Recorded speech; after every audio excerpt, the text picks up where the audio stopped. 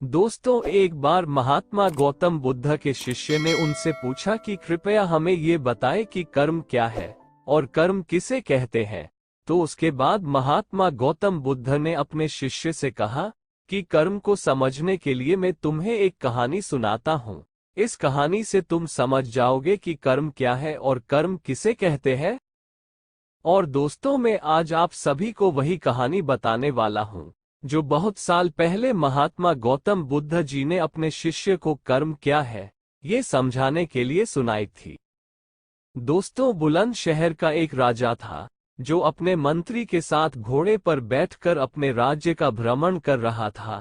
राज्य का भ्रमण करने के बाद राजा एक दुकान के पास रुक गया और रुकने के बाद राजा ने अपने मंत्री से कहा कि मंत्री जी, मालूम नहीं क्यों लेकिन मुझे लगता है कि इस दुकानदार को कल के कल फांसी की सजा सुना दूं और मुझे इसे मृत्यु दंड देने की इच्छा हो रही है।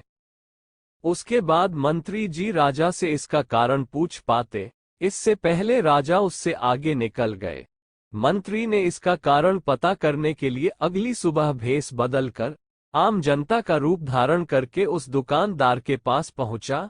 और वैसे तो दुकानदार चंदन की लकड़ियां बेचने का काम करता था। इसके बाद मंत्री जी ने दुकानदार से पूछा कि भाई, आपका काम कैसे चल रहा है। उसके बाद दुकानदार ने कहा कि भाई, बहुत ही बुरा हाल चल रहा है। लोग दुकान पर आते हैं, चंदन को सूंघते हैं और फिर उसकी प्रशंसा तो बहुत करते हैं, लेकिन खरीदता तो कोई भी नहीं।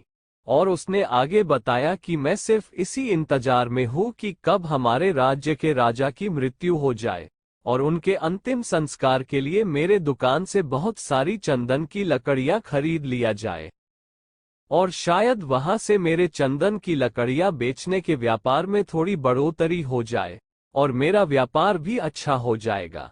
दोस्तों, इसके बाद मंत्री को सब बात समझ में आ गई कि यही वो नेगेटिव यानी नकारात्मक विचार है जिसने राजा के मन को भी नकारात्मक बना दिया है। दोस्तों, वह मंत्री बहुत ही बुद्धिमान और होशियार था, तो इसीलिए उसने सोचा कि मैं थोड़ी बहुत इस दुकानदार से चंदन की लकड़ियां खरीद लेता हूं। और उसके बाद उस मंत्री ने उस दुकानदार से पूछा कि क्या मैं आपके दुकान से थोड़ी बहुत चंदन की लकड़ियां खरीद सकता हूं।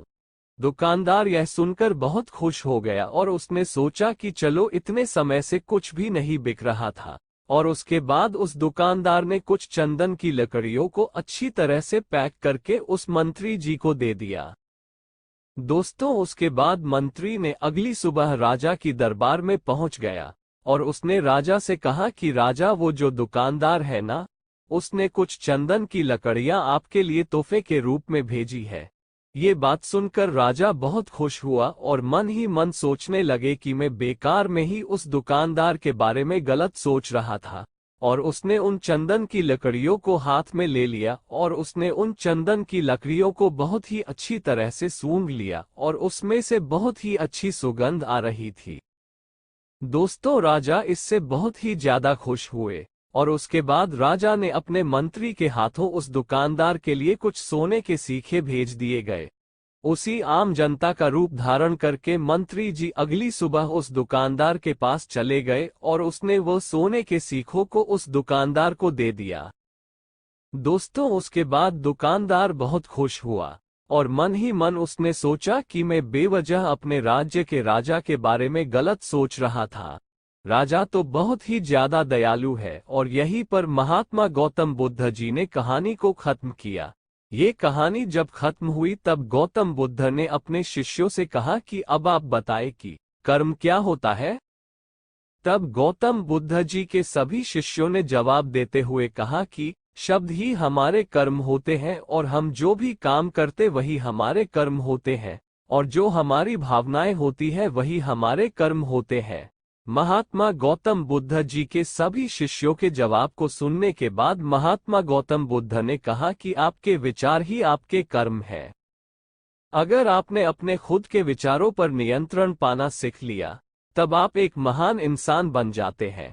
जब आप अच्छा सोचते हैं तब आपके साथ अच्छा ही होता है और वो होता ही रहेगा।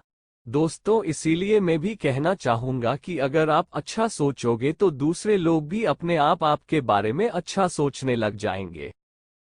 दोस्तों, अगर आप चाहें कि यह महात्मा गौतम बुद्ध जी की बातें और लोगों तक भी पहुंचे, तो कर्म क्या है और कर्म किसे कहते हैं, इस लाइफ चेंजिंग वीडियो को अपने दोस्तों के साथ जरूर शेयर कीजिए। और यह कहानी आपको पसंद आई होगी तो नीचे कमेंट बॉक्स में कमेंट करके हमें जरूर बताएं कि यह कहानी आपको कैसी लगी।